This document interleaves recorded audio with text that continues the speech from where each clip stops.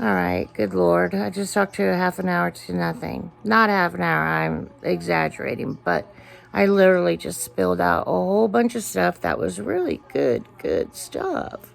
Could have been used to my benefit on my channel, but it wasn't because I didn't push the red button again. Okay, Monday. Yesterday was Sunday because that's usually the day that comes before Monday. My husband has a detachment, so he left yesterday to go to San Diego. So I'm laying on the couch. My couch covered in this faux fur stuff. That looks really good when you first buy it, but then after many washes because of the dogs and the dog hair, it kind of looks like a matted teddy bear that's been through the wash cycle way too many times. It's a good thing that somebody created Downy. Because, man, these things, you know, they don't have any like dog poo or dog pee because I have French bulldogs. And so the first thing they do when they walk in here is go right to the kitchen because they get their bottoms and their bums and their peepees washed and everything because I don't like yucky dog messes in my house or smells. So everything gets wiped and cleaned. My bathroom downstairs gets cleaned multiple times because I live with a man. But even if I lived with a woman, once you get old, you get that woman's scent anyway. Because I'm an old woman and I've noticed that smells like my grandmother visited the bathroom sometimes. And my grandmother's been dead for, good Lord, 5 years. We lost her during COVID because she was sure, hold on, Minz needs her bed pushed over here. Come on, Minz. Okay, come on, get up. Come on, Mindy. Come on. Come on, baby. Minz, come on, you can do it. Just walk. Come on. Come on, Minz. Let's go. Up. Please. I'm not lifting you. Come on, Minz. Mindy, don't you want to sleep with me and your mama? Huh? Come on, Minz. Minz, come on. Climb up, Minz. Please, Minz. All right. Then be down there because your mama's right there. And you want to be up here? Climb up, Mindy. Mindy cannot do it, but she can if she wants to. She just chooses not to. So anyways, we're laying here. We're going to get ready to take a nap. Nose got dog hair in it because everything needs to be washed. Yesterday was laundry day. So anyway, I wanted to talk to some people. I have some new people that have come over from one of my comments on another section. I want to say welcome to my channel where we talk about anything and everything and usually nothing at all. Anything and everything and nothing at all. But yeah. So I want to say welcome to my channel where I talk about today, yesterday, tomorrow. Tomorrow is the day I go to get my vein looked at. I don't know if I mentioned that. I think I did before I pushed the button.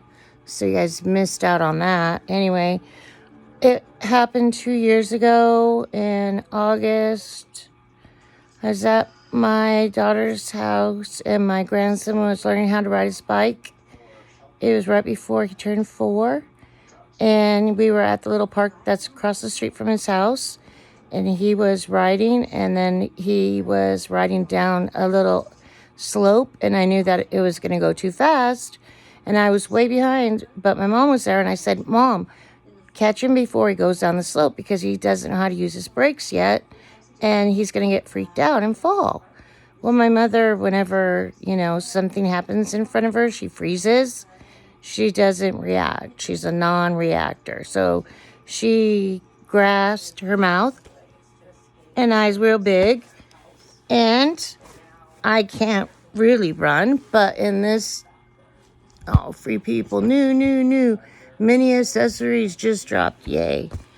I ran, I grabbed him, the bike fell, my left leg became entangled in it, and down I went, and my knee was scraped, and I thought that was the worst of it. Well, the worst of it was 2 bruises, one under my kneecap and one on the bottom right after my calf. And there's a vein that runs right through there, and that vein is all puffed up and white because apparently it's blocked. So tomorrow I go in for procedure and ultrasound. Some machine called Venus or Vine, I don't know. Anyways, they're going to be checking, and since I waited 2 years and didn't take care of it right away, it's probably scar tissue. So they're either, according to my doctor, going to remove the vein or put something in there to dislodge whatever it is. So, and I had to do this all by myself because my husband's in San Diego on that detachment. So I should have done it. But you know what? I can react to people falling down or houses on fire or car crashes, and I can run towards that to help somebody else. But when it comes to my health and my problems, guess what? I'm like, no, I don't want to go. Because I lived basically in a hospital for 2 years off and on with a blood infection that the hospital gave to me. And so now I don't really like to go to the hospital because I'm afraid they're going to do something else. And I'm not going to make it this time because once you hit that 60 plus, it's all down here from there.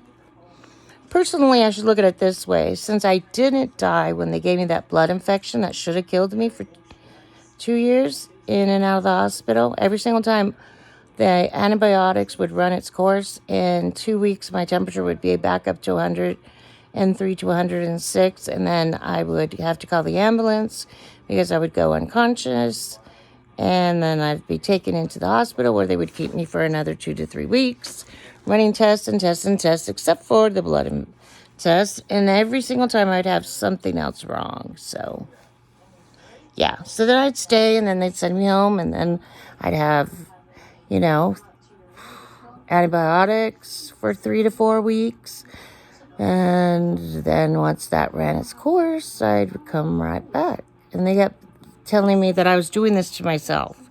I don't know how you give yourself a temperature of 106. If I have that much brain control, then I should be like in one of those movies, like Scanners. Remember when they could blow up people's heads? Because that would be a really cool thing to be able to do. Just think of all the monsters out there that I could kill with my brain. Brain. Look, Pinky in the brain. Ha, ha, ha. Ha, ha, ha. Anyways, so we're going to take a nap. I'm going to take a nap with my dogs because at night I sleep with my cat.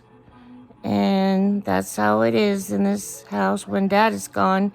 Mondays are always Mom Mondays where I could do anything or do nothing. But today I'm just going to make it a Mom Monday because tomorrow I have to go into the hospital and do that thing. Poopity poopity poop. So let's talk about the new people. And you came to see and hear my wisdom about how I get through all of this. Well, I think it's because I've been dealing with it since I was little, and so I'm really good at dealing with it. They used to just say I was sensitive. I think that when you are in your mother's in relationships where the men that she chose her because she had 2 small daughters at home that they could, do about whatever they wanted to and be mean and nasty and freaks and monsters. So I've had a lot of practice putting up with shit and keeping my mouth shut and hiding things. But anyway, wanted to explain about how my husband came about. I met him at a Devil Pups party. For anybody who knows that, it's a thing they give to the new recruits before they go into the Marine Corps. And it was a blind date. And when I first saw him, like way across the place playing horseshoes, I was like, oh, hell no. In fact, that's exactly what I said. Oh, hell no, because he looked like a grouchy dude. I mean, he looks like your typical Marine when they're trying to look like a Marine, if that makes sense. He just looked like, I don't know. He just looked mean. And I was like, I'm not into mean people, you know? I mean, I'm mean to myself enough. I don't need anybody else to help me in that matter. So I was like, no, no, no. But he sat down and he made me laugh for like a half an hour, I would say, straight, to the point where I was like literally crying, tears of laughter and happiness. And that was it. We've been together ever since. That was 26 years ago this June. Yep. That's how long. And he says he fell in love with my heart because I have such a huge one. Even though everybody told him, don't marry her, don't be around her because she's crazy. Crazy.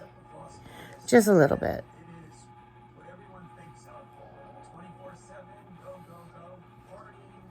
This is what I used to do when I was talking about my sperm donor.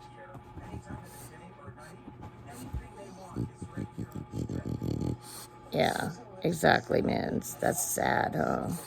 Sperm donor. And you know, the part that's funny about it is that he actually knew too, and he would belittle himself. So you had to like feel sorry for him, and like, you know, it wasn't a micro one, but I mean, it would be close to a micro one. Is 5 inches considered micro? Probably, huh? So that's why he was so mean and abusive to women, because he was inadequate in the bedroom. Truthfully, I could say that openly because he hates me, and because I chose to have my daughter and didn't abort her like all of the other girls did, because he didn't give a CR, you know, CRAP classes. Anyway, I'm so happy I have my daughter. She's the most amazing young ladies in the whole wide world, and I love her to pieces. Her's a good girl. Her's a really good girl. Oh, we're getting into the 15-minute mark. So welcome, new people. We will talk about things. We will talk about things that make no sense, like this video. And we'll talk about things that do make sense. And if you have any questions you want to ask me about, please go ahead and ask, and I will get back to you. So peace to my new friends and followers out. Thank you for stopping by. We're saying hi and bye. I hope you guys all have a great Monday. I'm going to have a great nap with my doggos. And then it's non-napping. And I'm thinking about making them cookies. I made their food yesterday, so they're happy dogs. Peace out, peoples. Bye-bye. Love you all. Thanks for stopping by.